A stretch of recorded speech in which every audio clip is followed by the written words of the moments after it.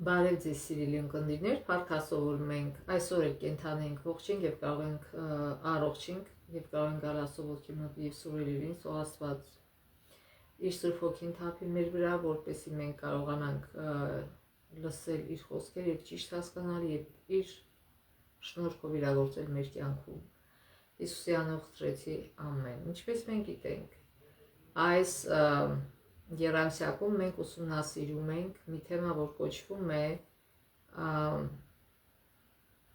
ելք ճանապարհություն դեպի Ավետիաց երկիր, որը խորհրդանշում է մեր կյանքի ճանապարհությունը դեպի երկնային արքայություն, եւ այսօր արդեն հասել ենք 12-րդ դասին, որը կոչվում է ցույց տուր ինձ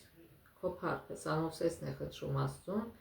որ Աստված ցույց տա իր փառքը։ Հիշելու հավանն է Ելք 34:6-7 Տերն անցավ Մովսեսի առջևից եւ կանչեց. Ես եմ Տերը, Տեր Աստվածը, Տեր ողորմած եւ գթած, համբերատար, առատ ողորմությամբ եւ ճշմարտությամբ, որ ողորմածություն եմ անում հազարավորների, որ ներում եմ անօրենություն, հանցանք եւ մեղք, բայց բնավ անպարտ չեմ թողնում հանցավորին եւ հայրերի անօրենություն ադոցում եմ, պատժելով որդիների որդիներին, մինչեւ 3-րդ եւ 4-րդ սերունդը։ Ուրեմն Մովսեսը խնդրեց նրան, որ ցույց տուր ինձ քո փառքը, եւ Աստված իր փառքը ցույց տվեց եւ այստեղ նկարագրեց իր բնավորությունը։ Այսինքն Աստծո փառքը դա իր բնավորությունն է։ Մենք բոլորս պետք է աճենք Աստծո հետ մեր հոգեվոր ճանապարհին, մեր հոգեվոր բնավորության մեջ, առանց աճելու մենք մահացած ենք։ Ինչպես Պետրոս Առաքյալը ասում է 2 Պետրոս 3:18-ում, աճեք մեր Տեր ու Փրկիչ Հիսուս Քրիստոսի շնորհով եւ գիտությամբ, նրան փառք այժմ եւ մինչեւ հավիտենական օրը։ Մենք պետք է ցանկություն ունենանք աճելու, իսկ եւ ցանկություն ունենանք աճելու եւ իհարկե պատրաստ ենք աճելու, եւ որ մենք հասկանանք ծարավ ունենանք աճելու հանդեպ, այլ ոչ թե ասենք փարիսեցիների պես մենք աճել ենք, վերջացրել ենք, էլ բան չունենք սովորելու, էլ բան չունենք փոխվելու, մենք կատարյալ ենք եւ վերջ։ Մենք պետք է ցանկություն ունենանք եւ պատրաստ ենք աճելու, ինչպես Հիսուս ասեց Երանի հոգով աղքատներին, այսինքն նրանք, ովքեր երբեք չեն բավարարվում իրենց աճով, այլ ձգտում են ավելի շատ ճանաչել Աստծուն, Հիսուսին։ Մենք ամեն օր ենք սովորում Աստծո համալսարանում, որտեղ չկան շրջանավարտներ, այլ կա ուսումնառության մշտական գործընթաց։ Աճի յուրաքանչյուր փուլում դուք կարող եք կատարյալ դառնալ, եթե թույլ տաք, որ Աստված ձեզանից կերտի այն ազնվորությանը, որին կոչ է անում լինել Քրիստոսում։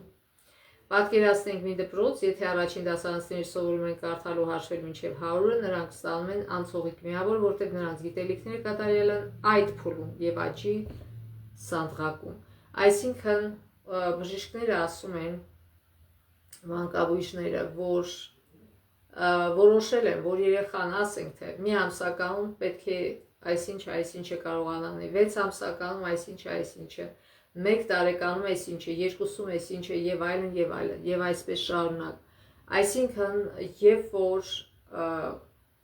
երեխան հասնում է դրան, որ իրոք 6 ամսականում ինքը անում է այն, ինչ որ կարող անել 6 ամսականը, նա կատարյալ է իր աճի մեջ։ Եվ պետք չէ 6 ամսականին համեմատել 3 տարեկանի հետ կամ 10 տարեկանի հետ։ Ուրեմն եւ դպրոցն է։ Բայց եթե նույն գիտելիքներին առանց առաջընթացի հայտնաբերվեն ավագ դպրոցականի մոտ, դա կվկայի կրթության լիակատար ձախողման մասին, այսինքն եթե 10-րդ դասարանցին իմանա միայն կարդալ գրել եւ մինչեւ 100-ը հաշվել։ Նույնն է նաև Աստծո շնորհի ուղղության մեջ մեր աճի առումով, մեր զարգացման յուրաքանչյուր փուլում մենք կարող ենք նույնքան կատարյալ լինել մեր ոլորտում, որքան Քրիստոսն էր իր ոլորտում։ Այսինքն ամեն անգամ, երբ որ մենք սովորում ենք մի աստիճան եւս բարձրանում ենք, մենք կարող ենք կատարյալ լինել դրա մեջ։ Եվ պետք չէ մարդկանց համեմատել իրար հետ, որտեղ ամեն մեկ ունի իր աճի մեկ աճը դանդաղ է աճում, մյուսը արագ է աճում, մյուսը մեջտեղը նորմալ, եւ պետք չէ համեմատել մարդկանց իրար հետ, մեկ ավելի շուտ է ճամփան սկսել, մեկ ավելի ուշ է սկսել, ամեն մեկին Աստված պահանջելու է այնքան, ինչքան որ բացել է եւ ինչքան որ կարող է իր մեջ տեղավորել այդ մարդը, ոչ դրանից ավել, եւ մենք դատավոր չենք, որտեղ մենք չենք կարող իմանալ այդ մարդուն ինչքան է բացված, եւ մենք չենք կարող իմանալ, թե այդ մարդը ինչքան կարող է տեղավորվել իր մեջ։ Եվ նաեւ երբ որ մենք Աստվածաշից ինչ որ բան ենք ասում այդ մարդուն եւ նա անմիջապես չի ընդունում, դա չի նշանակում, որ ինքը մերժեց եւ ոչ։ Ժամանակ է պետք, որ այս մարդը process անի իր լսածը։ Ժամանակ է պետք, որ այդ սերմը, որ ցանվել է իր մեջ, աճի։ Եվ եթե նա չմերժի, այդ սերմը կաճի եւ իր պտուղը կտա իր ժամանակին։ Դրա համար մենք չենք կարող դատել եւ որոշել այս մարդը կփրկվի, այս մարդը չի փրկվի, ամեն մեկս մեր ճանապարհ ունենք։ Կարող է այս մարդը մինչև այդ դանդաղա գալի, հետո այնքան արագ ավազում, որ գալիս մեզ անցնում է մեր հոգեվոր աճի մեջ։ Այսինքն երբեք չես իմանա։ Դա կախված է մեր հարաբերությունների հետ Աստծո, թե ինչպիսի մտերիմ հարաբերություններ ունենք մենք Աստծո հետ։ Կարդանք Ելք 33:7-ից 11-ը եւ հիմա Մովսեսի օրինակի վրա մենք դա կտեսնենք։ Մովսեսը վերցրեց վրանը եւ այն կանեցրեց բանակատեղից դուրս բանակատեղից հեռու եւ այն կոչեց ժողովի վրան։ Սա այն վրանը չէ, որ հետո սարքեցին, որ բոլոր ժողովուրդը գնում էր այնտեղ պաշտելու, ոչ։ Սա մինչեւ դա էր այն վրանը բանակի մեջտեղում էր, իսկ այս վրանը բանակից դուրս է, որտեղ Մովսեսը գնում էր եւ հանդիպում էր Աստծուն։ Ամեն ոք, ով փնտրում էր Տիրոջը, գնում էր դեպի ժողովի վրանը, որը բանակատեղից դուրս էր գտնվում, երբ Մովսեսը դեպի վրանն էր գնում, ամբողջ ժողովուրդը վեր էր կենում եւ ամեն մեկ իր վրանի մուտքին կանած նայում էր Մովսեսի ետևից, մինչեւ որ նա մտնում էր վրան։ Այսինքն Մովսեսը գնում էր, որպեսզի հանդիպի Տիրոջը, նրանից հրահանգներ ստանա։ Եվ ժողովուրդը գիտեր, որ դրանից էր կախված իրենց ճակատագիրը, Աստծո ողորմությունից, եւ դրա համար իրենք կանում եւ անհամբեր սպասում էին, երբ որ Մովսեսը մտնում էր Տիրոջ մոտ եւ խոսում էր նրա հետ։ Ամբողջ ժողովուրդը տեսնում էր ամբիսյունը վրանի դռան մոտ կանած եւ ամբողջ ժողովուրդը վեր էր կենում, ամեն մեկը իր կրպագություններ անում իր վրանի դռան մոտ, որտեղ այդ ամբիսյունի մեջ Տիրոջ ներկայությունն էր։ Տերը Մովսեսի հետ խոսում էր դեմ առ դեմ, ինչպես մի մարդ խոսեր իր բարեկամի հետ։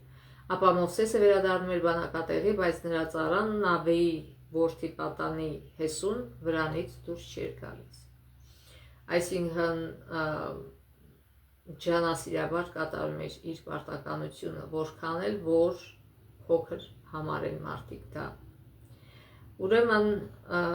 մենք ինչ ենք տեսնում, որ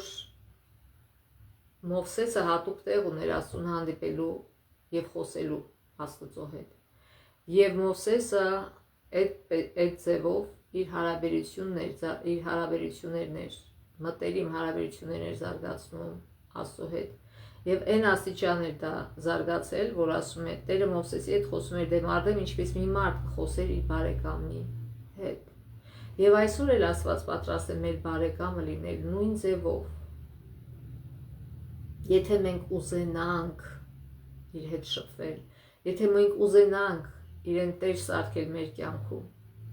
բայց եթե չենք ուզում, չի լինի դա։ Ինչպես նկարագրված է Ելք 19:34-ում, Մովսեսի պատմությունը շատ ուսանելի է, թե ինչպես է Աստված վերափոխում մեր բոլորի կյանքը։ Ինչպես էր Աստված կառուցում հարաբերություններն այս նշանավոր առաջնորդի հետ։ Մի օրում չէր, որ այս մարդը դարձել էր նշանավոր առաջնորդ։ Ոչ։ Նա դաստիարակություն էր ստացել 40 տարի անապատում ոչխարների համար հովիվ լինելով։ Մովսեսի կյանքի ուսումնասիրությունը ցույց է տալիս, թե ինչպես նա աճեց ոչ միայն Աստծո զորության, ճանաչողության, այլև նրա սիրո եւ բնավորության մեջ։ Դա Աստծո հետ հարաբերություններ ունենալու կարևոր բաղադրիչ է։ Մինչ Սինա լեռ հասնել Աստված մեծապես օգտագործեց Մովսեսին, թեև դեռևս պատրաստում էր առաջնորդի առանձնահատուկ դերի համար։ Մադիամի երկրում, երբ խնանում էր հոտերը, Աստված ներշնչեց նրան գրելու 2 գիրք՝ Հոբ եւ Ծննդոց։ Ուրեմն երբ որ Մովսեսը խնամում էր այդ ոչխարներին, նա սովորում էր համբերություն եւ հոգատարություն, որտեղ ինչպես գիտենք, միշտ ոչխարներին համարում են անխելք, որտեղ նրանք առանց առաջնորդի չեն կարող։ Եթե իրանց գլխու գնան միտեղ, իրանք մոլորվում են։ Եվ Հիսուսը միշտ մարդկանց համբատում է ոչխարների հետ, որտեղ իրոք այդպես է։ Մեղավոր մարդը ոչխարի պես է, ինքը չգիտի որ ճամփով գնա որ չմոլորվի։ Եվ եթե որոշում եք կյանքը անցկացնել առանց Աստծո, առանց Աստծո ուղղորդության եւ առաջնորդության, անպայման կմոլորվի։ Ինչքան էլ մարդիկ համարեն, որ ես ոչխար չեմ, բայց իրենց ապրելակերպը, երբ որ իրենք չեն ուզում իրենց առաջնորդ վերցնել Հիսուսին եւ ուղղակի քայլեր են անում, որ կարծում են դա ճիշտ է իրենց կյանքում, բայց որը հակասում է Աստծո խոսքին կամ Աստծո կամքին, նրանք արդեն այդ անխելք ոչխարների պես են վարվում եւ անպայման կմոլորվեն։ Իհարկե Հիսուսը չի դադարում փնտրել, միշտ փնտրում է այդ մոլորված գառներին, ինչպես ինքը ասում էր, բայց գառը ինքը պետք է ուզենա փրկվել, պետք է հասկանա, որ ինքը մոլորվել է։ Այնուհետև արվող թփի մոտ կատարվող հրաշք իրադարձության ժամանակ նա կանչվեց Աստծո կողմից, որտեղ արդեն պատրաստ էր առաջնորդ լինելու, սովորել էր հոգատար եւ համբերատար լինել Իսրայելին Եգիպտոսից դուրս բերելու համար։ Նա տեսավ եգիպտական աստվածների եւ եգիպտական հզոր զորքի պարտությունը Կարմիր ծովում, որը շատ աճեցրեց նրա հավատը Աստծո հանդեպ։ Եվ մենք ամեն մեկս մեր կյանքում ունենք նման դրվագներ, ես ինքս իմ կյանքում ունեցել եմ։ Մի անգամ չէ, շատ անգամ նման դրվագներ, եւ դրանից հետո այնքան շատ է աճել իմ հավատքը, որ դրանից հետո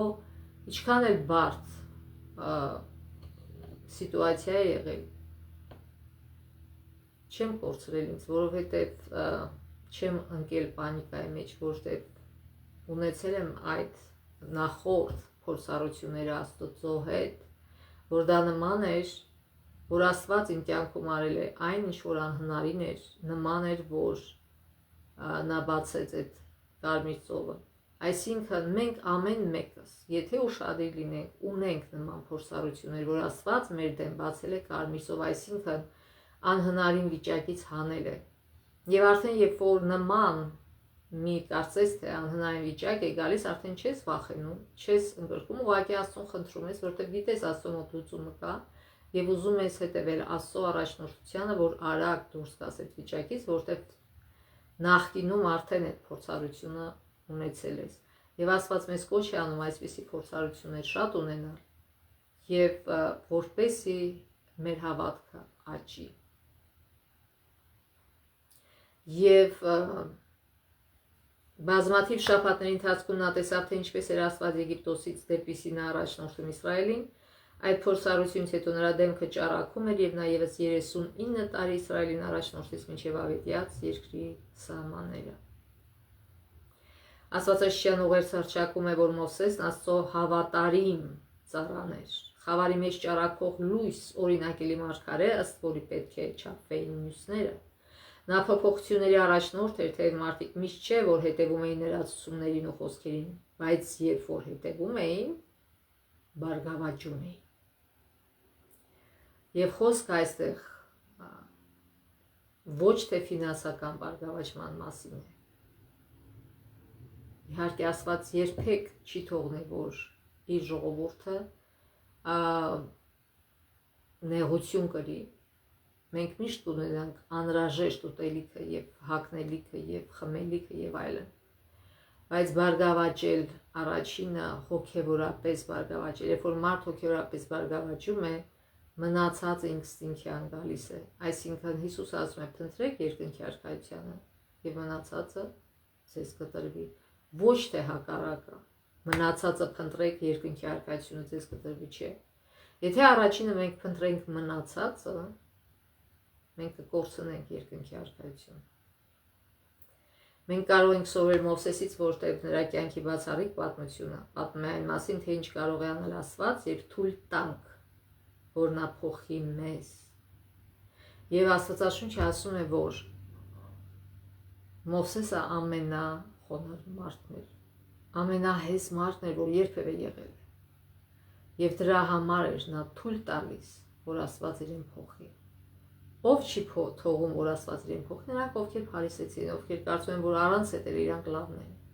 Բայց Մովսեսի պես առաջնորդը, ասում է, ամենահեզ ու խոնար մարդն էր։ Թվում է, թե ամենագոռոզը պիտի լիներ, որտեղ Աստված իրան դեմ հանդիման խոսում էր, բարեկամն էր Աստված իրեն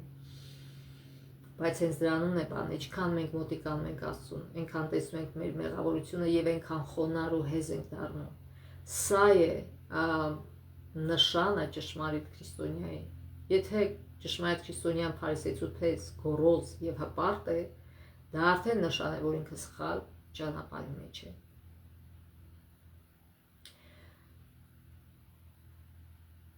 Ինչ շրջադարձային պահեր են եղել Աստծո հետ քայլելու ձեր փորձառությունում, եւ գիտակցել եք, թե որքան հզոր կերպով է գործում նա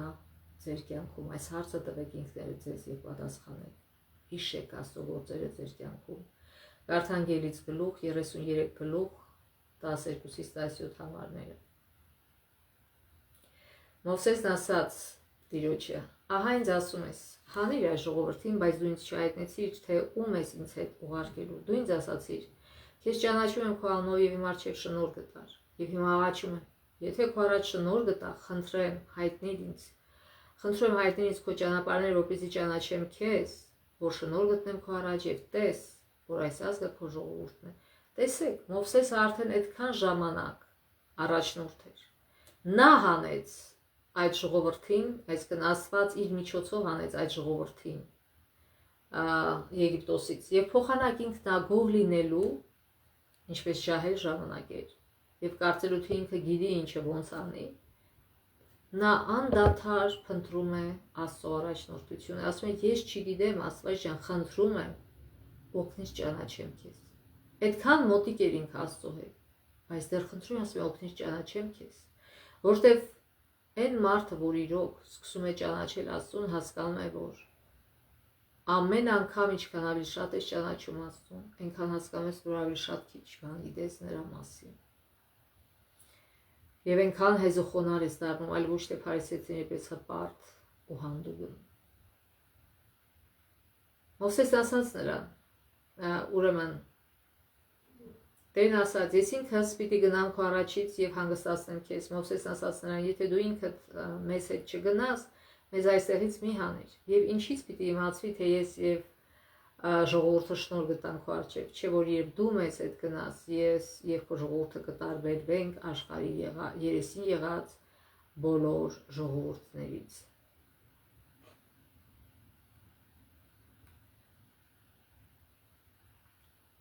Տերն ասաց Մովսեսին. այդ քո ասած բաններ կանեմ, որտեղ իմ առջև շնորհ գտար եւ ես քեզ ճանաչում եմ քո անունով։ Ինչու Մովսեսը շնորհ գտավ Աստծո առաջ, որտեղ Մովսեսը հեզոխոնար էր եւ Մովսեսը լցված էր Աստծո սիրով եւ Մովսեսը մտածում էր այդ ժողովրդի մասին, որտեղ ինքը արդեն հոգատարություն ու համբերություն սովորել էր ոչխարների հետ, երբ որ ոչխարների մեջ հոգ տան։ Գիտեք տարբերությունը որն է աշխարհիկ եւ հոգեվոր առաջնորդի կամ հոգատար եւ ոչ հոգատար առաջնորդի, որտեղ եկեղեցում են կամ ոչ հոգատար առաջնորդներ, որոնք ուրեմն իսկական քրիստոնյա, իսկական հոգատար առաջնորդը ձգտում է մարդկանց օգնել, իրանց բարեկեցության մասն է մտածում, իսկ սուտ առաջնորդը մտածում է իր սեփական բարեկեցության մասին եւ մտածում է թե ինչպես օգտագործի այդ մարդկանց իր բարեկեցության համար եւ այդ մարդկանց ունեցածը։ Սա է տարբերությունը եւ Մովսեսը առաջիններից էր, այսինքն ինքը մտածում էր թե ինչպես օգտակար լինի ժողովրդին։ Իր ժողովրդի մասին էր միայն մտածում։ Մովսեսն անդադար աճում էր Տիրոջ եւ այսպես կարող է լինել եւ հոգեվոր եւ աշխարհիկ ղեկավարները։ Կա աշխարհիկ ղեկավար, որ շատ հոգատար է ժողովրդի հանդեպ, եւ կա հոգեվոր ղեկավար, առաջնորդ, որ բոլորին հոգատար չէ իր հոտի հանդեպ։ Եվ կա նաեւ հոգեվոր առաջնորդ, որ հոգատար է իր հոտի հանդեպ։ Եվ կա աշխարհիկ առաջնորդ, որ բոլորովին հոգ չի տանում իր հոտի համար, ժողովրդի համար, որ Աստված վստահել է իրեն։ Մովսեսն անդադար աճում էր Տիրոջ մեջ։ Նա ավելի ու ավելի էր մերձենում Տիրոջ եւ ձգտում էր ձևավորվել Տիրոջ պատկերով ու նմանությամբ։ Մի անգամ երբ նա Աստծո հետ զրուցում էր ժողովի վրանում, հանկարծ գիտակցեց, որ չի ճանաչում նրան եւ առանձնահատուկ աղոթք խաղեց. Խնդրում եմ հայտնի ինձ քո ճանապարհները, որպեսզի ճանաչեմ քեզ։ Մովսեսը գիտակցեց Աստծուն մի նոր մակարդակում հասկանալու խոր կարիքը։ Մովսեսը չէր ճանաչում Աստծուն, իհարկե ճանաչում էր այսքան, բայց ինքը ուզում էր այսքան ճանաչել Աստծուն։ Հետո այսքան քանի գնում է, աճում է այդ դասարանները Աստծուն ճանաչելու, այդ մակարդակները։ Մենք էլ պետք է միշտ հոգով ծարավ լինենք, միշտ պետք է Աստծուն ճանաչելու ծարավ լինենք։ Մենք չպետք է ասենք, ես ճանաչեցի Աստծուն, վերջացավ գնալ։ Ոչ։ Աստված ասում է, իմ մտքերը ձեզանից այդքան տարբեր են, որ երկինքը երկրից։ Եվ ասում է, իմ ճանապարհները բոլորովին տարբեր են ձեր ճանապարհներից։ Այսինքն մեզ ջանք է պետք անել, որպեսզի մենք ճանաչենք, մենք պետք է փափագ ունենանք ճանաչելու Աստծուն, իր ճամփաները, իր մտքերը։ Քայլ առ քայլ, որտեղ դա հնարավոր չէ միանգամից լինի։ Եվ երբ որ մարդ այս ցանկությունը չունի իր մեջ, այս ծարավը, նա դառնում է հոգևոր գաճաճ։ Ովքեր են հոգևոր գաճաճները? Փարիսեցիները։ Հիշենք։ Այն մարդիկ, ովքեր կարծում են, որ իրանք ամեն ինչ գիտեն, շատ հոգևոր են, իրանք հոգևոր գաճաճ են։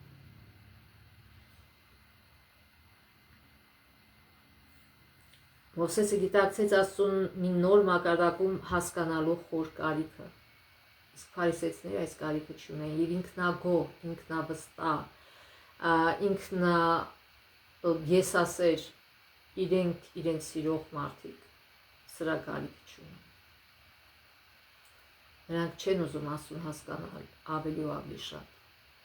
Նա հայտնաբերեց, որ ինչքան շատ է ճանաչում նրան, որտեղ շատ անգամ մարդիկ դարձին գալի եւ ուզում են Աստծուն օգտագործեն իրենց բարեկեցության համար։ Իրանց հետաքրքիր չի ասված, ինչ ձևի է եւ ոնց է։ Նա հայտնաբերեց, որ ինչքան շատ է ճանաչում նրան, այնքան շատ է հասկանում, որ դեռևս չի ճանաչում նրան։ Նա գիտակցեց իր կարիքը եւ ամբողջ սրտով փափագում էր ավելի լավ ճանաչել նրան։ Աստված հոժարական կատարեց Մովսեսի ցանկությունը։ Այսօր այս ցանկությունը պիտի լինի մեր բոլորինը, հատկապես հովիվներինը, հատկապես ղեկավարներինը, կապ չունի աշխարհի թե ինչ։ Պետք է մարդը ձգտի հասկանալ Աստծուն։ Սա պիտի լինի մեր առաջնային ցանկությունը։ Մենք պետք է ձգտենք երկնքի արքայությանը, որպեսզի ամեն բան մեզ տրվի։ Եվ պետք է ձգտենք ոչ թե նրա համար, որ ամեն բան մեզ կտրվի, չէ, ուղղակի դա հետևանք է։ Հաշվի առնելով Մովսեսի փորձառությունները, մինչ այժմ կարող ենք նկատել, թե ինչպես Մովսեսը Տիրոջ հետ ավելի խոր ու մտերիմ փոխհարության մեջ մտավ, ինչպես աճեց հոգեորապես։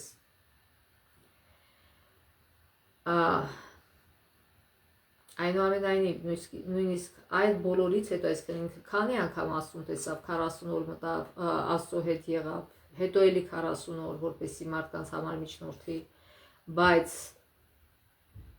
անկախ դրանից, նույնիսկ այդ բոլորից հետո Մովսեսը փափագում էր ավելի հստակ ճանաչել Աստծո բնավորությունը եւ շուտով Աստված նրան առանձնահատուկ հայտնություն տվեց, որ նա հասկանա թե ով է ինքը։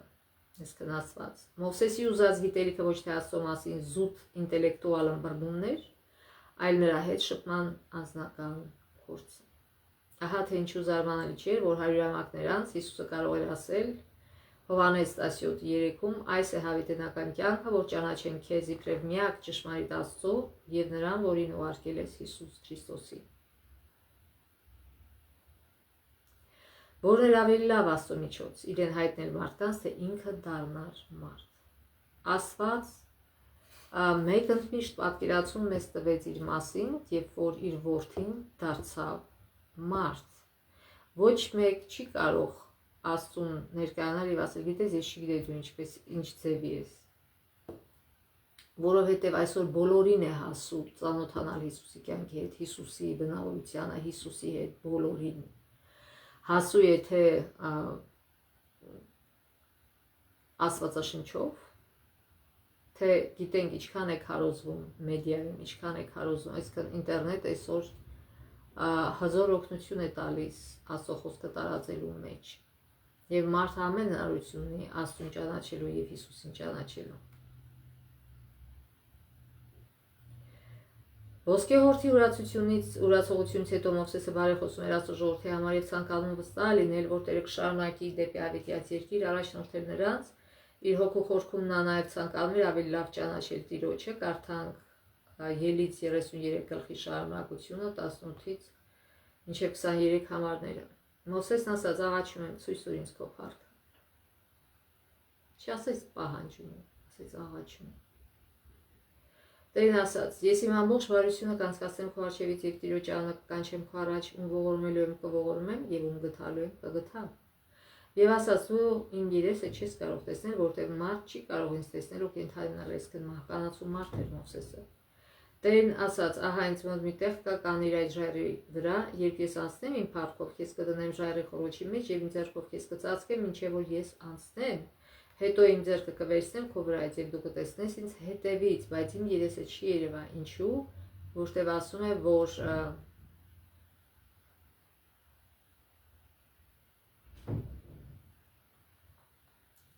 ասում է, որ եթե դու տեսնես իմ երեսը, դու կմեռնես։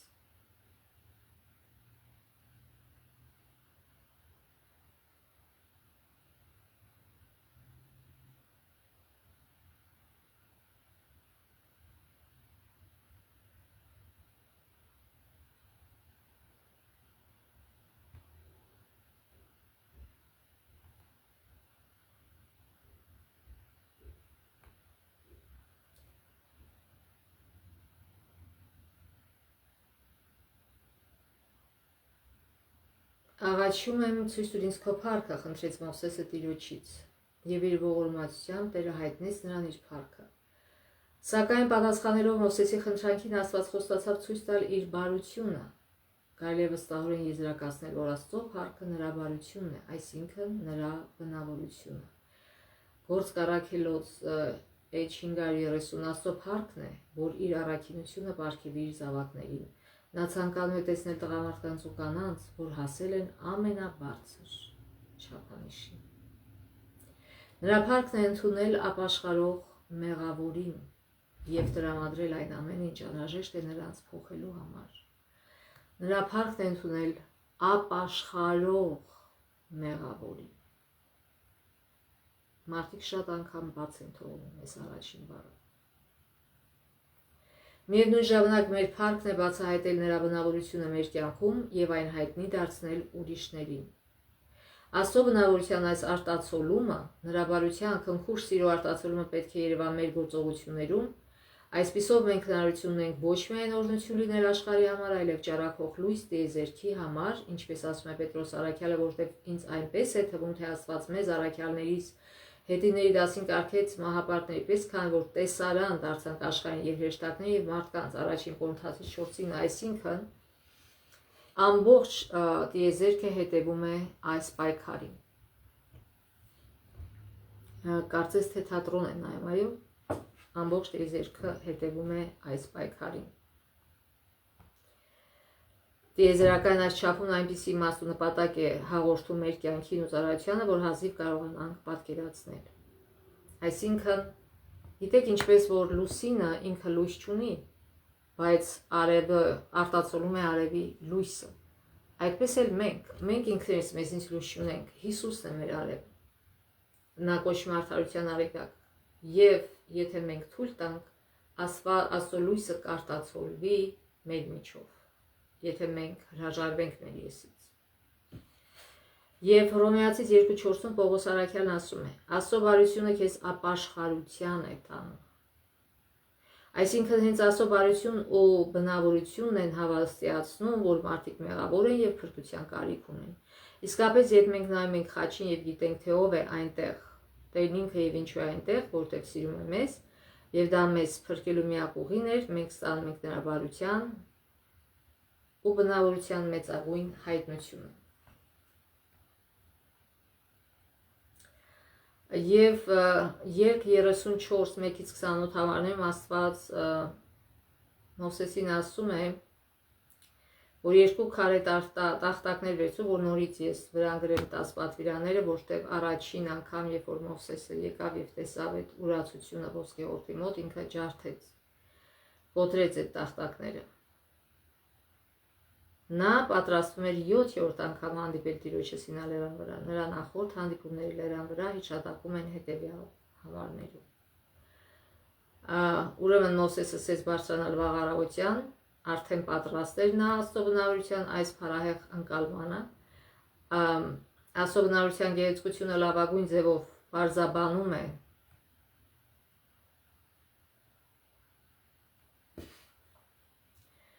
Բարձաբանվում է այդ ցնցող ինքնահայտնության մեջ, դա ամենակարևոր նկարագրությունն է այն բանի, թե ով է Աստված։ Դա այն ոսյաթելն է, որ անցնում է ողջ Աստվածաշնչի միջով։ Աստված հռչակում է Աստծո հռչակումն այստեղ նոր կտակարանի Հովհաննես 3:16-ն է, այսինքն որ ասում է Աստված այնպես սիրեց այս աշխարհը, որ իր որդուն ուղարկեց, որ ամեն նրան հավատացողը չկորչի, այլ փրկվի, այլ հավիտենական կյանք ունենա։ Եվ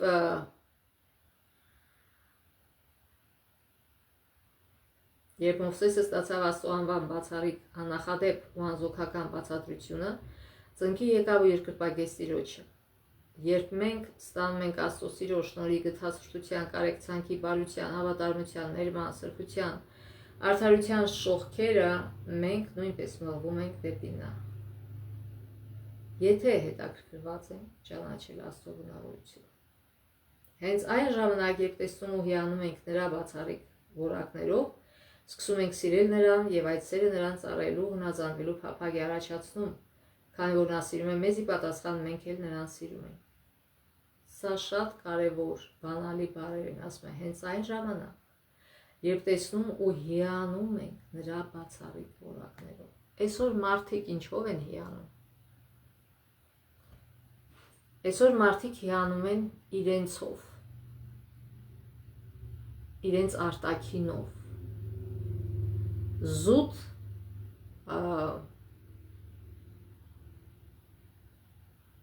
concentrated կենտրոնացած են իրենց արտաքինի վրա։ Բայց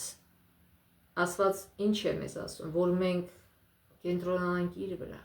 որպեսզի իր լույսը արտացոլենք, որ մենք հիանանք իրենով, բայց երբ որ այսօր հիացած Հիսուսով հիացած խոսում ես ուրիշների հետ, չեն ուզում լսել, բայց երբ որ իրանցով հիանաս եւ իրանց գովեց շատ մեծ սիրով կլսեն, որտեղ կենտրոնացած են իրենց վրա, ինչպես որ սատանան է կենտրոնացած իր վրա, ինչպես որ սատանան է ուզում փառք ստանալ, ուզում է իր գովաբանությունը լսել, այլ ոչ թե Հիսուսի։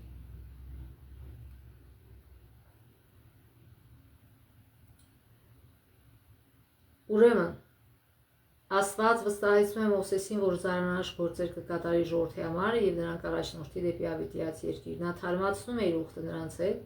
խոստանալով, որ մյուս ազգերն կտեսնեն իր վեհ ու սքանչ գործերը։ Երգ 34:10 Ահա ես ուխտ եմ դնում քո ամբողջ ժողովրդի առաջ։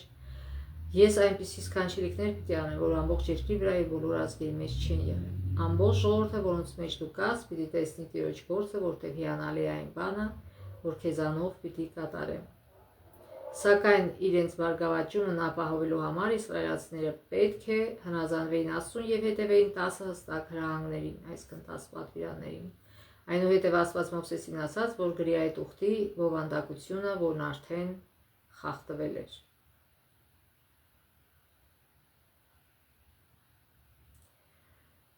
Ուրեմն 34 գլխում կարդանք որոշ համարներ։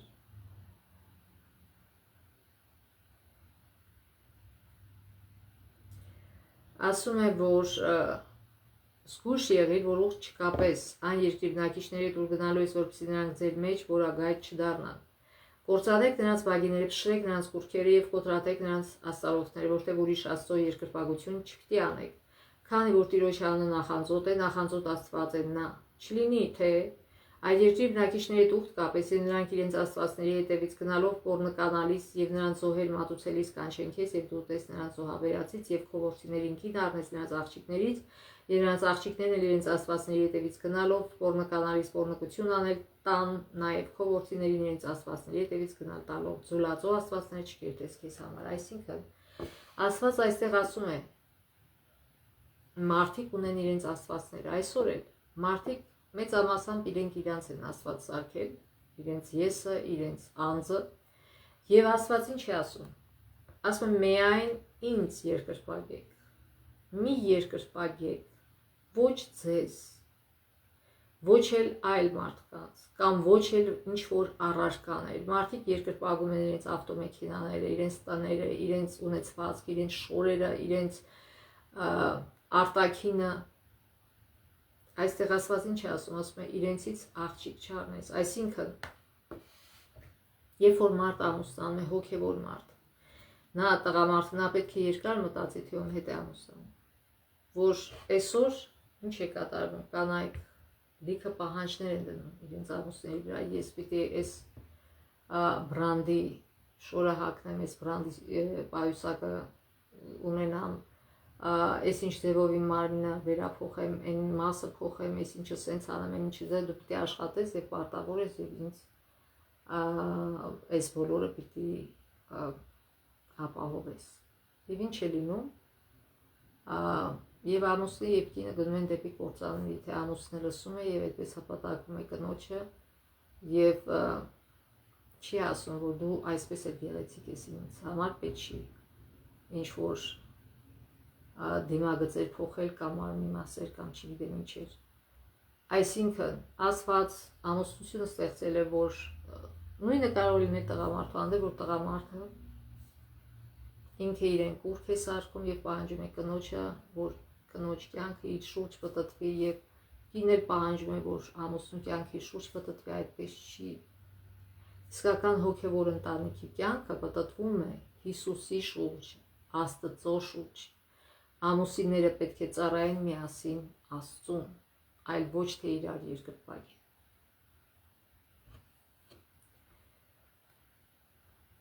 Եվ հենց քանի որ ընտանիքը դա բջիջն է հասարակության, հենց ընտանիքից էլ գալիս է հասարակության կամ բարգավաճումը, կամ էլ հետընթացը, որ բոլորը դառնում են եսասեր եւ իրենց երկրպագող անձեր, որը բերում է թշվառության եւ կործանման յուրաքանչյուր երկիր։ Եվ այստեղ Աստված կրկնում է իր տված հրահանգները, պատվիրանները, 6 օր պիտի աշխատես, 7-րդ օրը հանգստանաս, եւ ինչ տոներ պիտի նշե։ Եվ ասում է Մովսեսն այնտեղ մնաց Տիրոջ հետ 40 օր եւ 40 գիշեր, հաց չկերավ եւ ջուր չխմեց ու տախտակների վրա գրեց ուխտի խոսքերը, այսինքն 10 պատվիրաններ, այսինքն Աստված գրեց։ Երկրորդ օրինացում ասում է, որ Աստված իր ձեռքով գրեց։ Եվ տեսնենք սրանից հետո արդեն ինչ տեսքով է Մովսեսը վերադառնում։ Կարդանք 34 գլխի 29-ից շարունակությունը, 29-ից 35 համարները։ Երբ Մովսեսն իջնում էր Սինալեռից, վկայության 2 տախտակներն իր ձեռքին էին լեռից իջնելիս։ Մովսեսը չգիտեր, որ Տիրոջ հետ խոսելու պատճառով իր երեսը լուսափայլում էր։ Ահարոնն ու Իսրայելի բոլոր որդիները տեսան Մովսեսին եւ ահա նրա երեսը լուսափայլում էր։ Վախեցան մոտենալ նրան։ Մովսեսը կանչեց նրանց։ Ահարոնն ու ժողովրդի բոլոր իշխանավորները եկան նրա մոտ եւ Մովսեսը խոսեց նրանց հետ։ Դրանից հետո Իսրայելի բոլոր որդիները մոտեցան եւ Մովսեսը պատվիրեց նրանց այն ամենը, ինչ Տերը խոսել էր իր հետ Սինա լեռան վրա։ Եվ Մովսեսը վերջացրեց նրանց հետ խոսելը եւ իր երեսին քող էր դրել, երբ Մովսեսը ներկայանում էր Տիրոջը նրա հետ խոսելու համար հանում էր քողը մինչեւ դուրս գալը, եւ երբ դուրս էր գալիս Իսրայելի որդիները ասում էր ինչ որ պատվիրել էր իրեն։ Իսրայելի որդիները տեսնում էին, որ Մովսեսի երեսը լուսափայլում էր, Մովսեսն իր երեսը քողով ծածկում էր մինչ նրա հետ խոսելու մտնելը։ Այդ ինչպես էր, որ Մովսեսի երեսը լուսափայլում էր, որտեղ Մովսեսը խոր եւ մտերիմ հարաբերությունների մեջ էր Աստծո հետ, Մովսես Աստծո բարեկամներ։ Եվ այսօր ամեն մարդ այդ հնարավորությունը ունի, եթե Մովսեսի պես ձգտի հասկանալ Աստծուն եւ ծառայել Աստծուն։ Այն բանից հետո, երբ Աստված Մովսեսին հայտնեց իր սիրո բնավորությունը, Մովսեսը լուսափայլ դեմքով իջավ Իսրայելի ճամբար, սկզբում գիտեր Մովսեսը, որ իր դեմքը լույս է ճառագում, ոչ չգիտեր։ Որքան մոտ է մարդը Տիրոջը, այնքան ավելի լավ է գիտակցում իր անկատարությունը Աստծո սրբության համեմատ։ Ինչ էր Մովսեսի վերափոխման պատճառը, որի արդյունքում նրա դեմքը սկսեց փայլել։ Պատճառը պարզապես այն փաստը չէր, որ նա գտնում էր Տիրոջ ներկայության մեջ, որտեղ նա մի քանի անգամ արդեն եղել էր Տիրոջ հետ, եւ դրանից հետո չէր լուսափայլել իր եսը։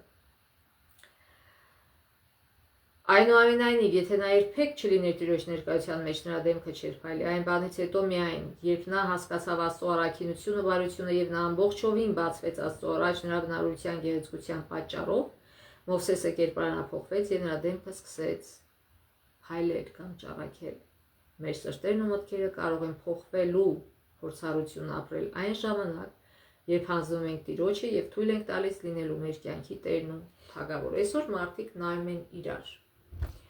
եւ համատում են իրենք իրենց ուրիշների հետ։ Այդպես չի։ Մենք պետք է նայենք Հիսուսին, մենք պետք է համատենք մեր կյանքը, մեր բնավորությունը Հիսուսի կյանքի եւ բնավորության հետ, եւ այն ժամանակ մենք կհասկանանք, թե ինչքան մեղավոր մարդիկ ենք մենք, եւ այն ժամանակ մենք փափակ կունենանք սրբանալու, մաքրվելու եւ Աստծուն նմանվելու, այլ ոչ թե փարիսեցիների պես կմտածենք, որ մենք լավն ենք, կարիք չունենք ոչ մի բանի։ Կամ Լաուդիկիայի, մենք Լաուդիկիան վերջին եկեղեցին ասում է հարուստ եմ, ոչ մի բանի կարիք չունեմ, բայց ասма չգիտես, որ թշվառ ես, աղքատ ես, կույր ես եւ այլն, մերկ ես։ Եվ Աստված խորհուրդ է տալիս, Սուրբ Հոգին վերցրին դեր։ Այսինքն այդ նույն վիճակում գտնվում էին փարիսեցիները, բայց չէին գիտակցում, որ իրենք թշվառ են, կույր են։ Հիսուս ասում է կույր եք, կույրերը եւ կույրերի առաջնորդներ։ Այսինքն փարիսեցի ինքնագոհ մարդը հպարտ է, հպարտ հավատացյալ է։ Նա փարիսեցի է, նա կույր է, դժբախտ է, թշվառ է, մերկ է, չունի Աստծո արդարություն իր վրա, իր սեփական արդարությունն է կրում իր վրա։ Կարդանք 2 Կորինթացիս 3 գլխի 18 համարը։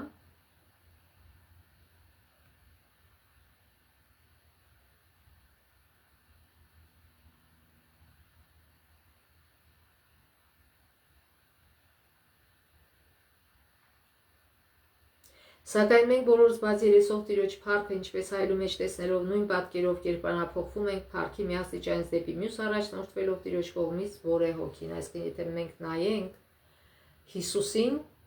մենք Հիսուսի լույսը կստանանք։ Եթե ոչ, մենք խավարի զավակներ կլինենք, կարծելով թե լույսի զավակներ ենք։ Պողոսը Մովսեսի Գիտեք ինչ է սա հիշեցնում, որ կարծես թե Լուսինը ասի, ես հրաժարվում եմ օգտվել արևի լույսից, ես ինքս կարող եմ լույս ճառագել։ Նույն այն մարդն է, որ ասում է, ես ինքս կարող եմ, ես ինքս լավն եմ, ես կարիք չունեմ ապաշխարելու, ես լավն եմ։ Այսինքն հրաժարվում է Հիսուսին նայելուց, Հիսուսի լույսը վերցնելուց։ Եվ այդ մարդը չգիտի, որ իրականում ինքը խավարի մեջ է, ցավոք։ Պողոսը Մովսեսի փայլատակող դեմքը համատում է Հիսուս Քրիստոսի հետ եւ Հիսուսի փառքը, ում մեջ ազնվորվեցին Աստծո օրենքը եւ շնորհը, գերազանցում է Մովսեսի եւ օրենքի փառքը։ Քրիստոսն իր օրենքի հետ միասին կարող է կնքվել մեր բնավորության մեջ միայն այն ժամանակ, երբ Հիսուսին հառենք մեր հայացք, ոչ թե մեր կողքինների, այլ Հիսուսին։ Ոչ թե հովվի վրա, եւ հետո լասենք հովիվը սենցա, հովիվը նենցա, կամ ուրիշ հավատացյալների վրա, այսինչը սենցա նենցին։ Եթե մենք այդպես շարժվենք, մենք չենք փրկվի։ Մենք Հիսուսին պիտի նայենք։ Գիտեք, վաղը միսօր կարող այդ հովիվն էլ դարձի գա, այդ մյուս մարդիկ էլ դարձի գան, բայց դու նայելով իրանց եւ պախարակելով իրանց, դու ինքը դարձի չգաս եւ չփրկվես։ Ամեն մեկը պիտի նայի Հիսուսին, ամեն մեկի օրինակ պիտի լինի Հիսուսը։ Հիսուսը մեր ուսուցիչն է միակ եւ մեր միակ դատավորը։ Իհարկե պետք է եղբորդ եւ քրոջդ օգնես, եթե մոլորության մեջ է, փորձես սիրով ասել եւ բացել իր աչքերը, եթե ընդունի փառք Աստծո, եթե չէ, բայց ոչ թե դատես։ No, իր մաս հասկանալու, որ դու ինքդ մեղավոր ես եւ ուզում ես օգնել ուրիշ մեղավորին եւ անում ես դա խոնարհ սրտով, այո, դա օքեյ է, բայց ոչ թե դատելով։ Այս ինչը սենց պիտի ներ, բայց ըս ինչա, դա, գիտեք, դատողով է ամենագլխավոր դիզերքում։ Սատանան, աչ ու ձախ դատումը, այս ինչը սենց մեղավորային ինչին ես մեղավորային ինչի դը։ Եվ միշտ այդ մարդու բերանից այդ նույն բանն ես լսում։ Դադարեք ուրիշներին դատելուց, ձեզ ինքները ձեզ դատեք, որ փրկվեք։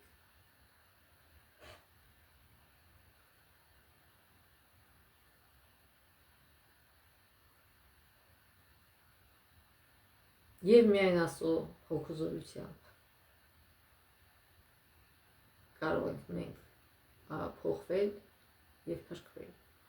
Մովսեսն օրինակ է մեզ համար, որ ցույց է տալիս, թե ինչ կարող է անել Աստված մեզ համար, եւ թույլ ենք տալիս նրան փոխել մեր բնավորությունը եւ կերտել մեզ իր աստվածային նմանությամբ։ Հենց դա նկատի ունի Պողոսը, երբ խոսում է նոր կյանքով ընթանալու մասին Հռոմեացիներ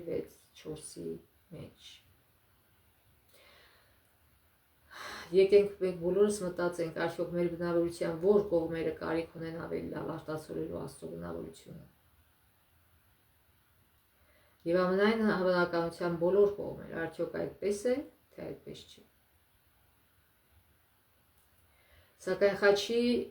եւ նրա իմաստի վրա կենտրոնանալն ինչպես կարող է քաջարել ձեզ եւ մեզ եւ փրկության վստահություն ապարգևել։ Այո, մենք պետք է կենտրոնանանք Հիսուսի խաչի վրա։ Ինքն էր, որ մեր մեղքերը կրեց այդ խաչին եւ արդար չկա, մեկն էլ չկա, յուրաքանչյուր մարդ կարիք ունի այդ փրկության, փրկչի Հիսուսի։ Եվ վերջում մի պատմություն կարդանք, մի մռայլ օր մի հայր ու որդի այցելեցին տաճար, երբ նրանք նայում էին վիտրաժային ապակե նկար պատուհաններին, որոնց վրա պատկերված էին աստվածաշրջան տարբեր թեմաներ ու գեղեցիկ պատկերներ, հանկարծ արևը սկսեց փայլել մարդկանց պատկերով ապակե պատուհանի միջով, նրանց լուսավորելով տպավորիչ լույսով։ Փոքրիկ տղան հորը հարցրեց. «Հայրիկ, ովքեր են այդ մարդիկ»։ Հայրն այնքան էլ շատ բան չգիտեր քրիստոնեության, Քրիստոսի եւ նրա աշակերտների մասին, սակայն արագ պատասխանեց. «Այս մարդիկ քրիստոնյաներ են»։ Այդ հիասքանչ պատկերը մնաց տղայի հիշողության մեջ։ Մի անգամ տղայի ուսուցիչը դասի ժամանակ հարցրեց. «Երեխաներ, գիտեք ովքեր են քրիստոնյաները»։ Տղան հիշեց տաճարի պայծառ նկարը եւ ասաց. «Ես գիտեմ, քրիստոնյաները փայլող մարդիկ են»։ Այդ նույն իմաստով Քրիստոսն իր հետևորդներին ասաց Մատթեոս 5:16. Այդպես էլ թող ձեր լույսը մարդկանց առաջ փայլի, որպեսզի տեսնեն ձեր բարի գործերն ու փառավորեն ձեր Հորը, որ երկնքում։ Ձեր լույսը դա մարդկային լույս չէ, այլ աստվածային լույս է։ Երբ որ մենք գիտակցում ենք, որ մենք ոչ մի լույս էլ չունենք, որ մենք ընդհանրապես լուսին ենք, այլ ոչ թե արեգակ, մենք կձգտենք արտացոլել Հիսուսի լույսը մեր կյանքում, այլ ոչ թե մեր առանց արեգակի, առանց արևի լույսի լուսինը լույս չունի։ Okay? Եվ մենք էլ առանց Հիսուսի լույսի ոչ մի լույս չունենք։ Եվ ինչքան շուտ դա հասկանանք եւ դարձի գանք եւ մեր դեմքը ուղենք Հիսուսին, այլ ոչ թե մեր կռնակը, այնքան ավելի արագ կկանենք փրկության ճանապարհին, այնքան ավելի արագ մեր կույր աչքերը կբացվեն, մեր ինքնասիրահարված կույր հոգին կփոխվի եւ արդեն մենք կսիրենք Աստծուն, այլ ոչ թե ինքներս մեզ եւ կարտացոլենք Աստծուն, ինչպես լուսինը արտացոլում է արևի լույսը։ Թող Աստված մեզ օրհնի, որ մենք Հիսուսի լույսը արտացոլող լուսիններ կամ մարդիկ լինենք, այլ ոչ թե մեր սեփական լույսը, որ իրականում խավար է։ Թող Աստված օրհնի մեզ, որպեսզի մենք այս բոլոր սովորածը կարողանանք իր շնորհքով իրագործել մեր կյանքում Հիսուսի Աստծո ողորմությամբ մինչև մյուս շաբաթ։